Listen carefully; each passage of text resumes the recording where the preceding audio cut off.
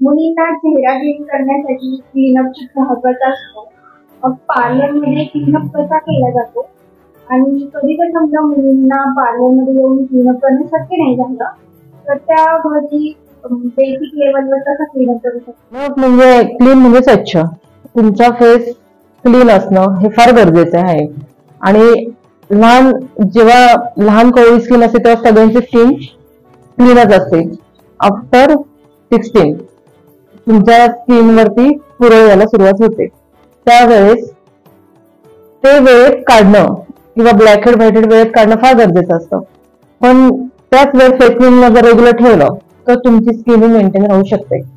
आणि जर तुम्हाला जमत नसेल तर घरगुती तुम्ही मसुराची डाळ, त्याचं पीठ, डाळीचं पीठ हे मिक्स करून हळद टाकून जर तुम्ही रेग्युलर चोळलं तुमचं घरगुती स्क्रब होऊ शकतं. पण फेस क्लिनिंग हे खूप गरजेचं आहे. जर 16 वयापासून ते 30 वयापर्यंत जर मुला मुलींनी रेग्युलर फेस क्लीन ठेवलं तर त्यांची स्किन लॉंग टाइम साठी मेंटेन राहू शकते. जर तुमची स्किन ही मेंटेन तर तुम्हाला आफ्टर 30 जे म्हणतात फेशियल करायची गरज लागते ती लागणार नाही. फेस क्लिनिंग हे ऑल स्किन साठी आणि ऑल एज साठी गरजेचं आहे. क्लीनअप मध्ये काय काय स्टेप्स असतात? फर्स्ट म्हणजे तुमचा चेहरा क्लिन्झिंगने क्लीन केला जातो.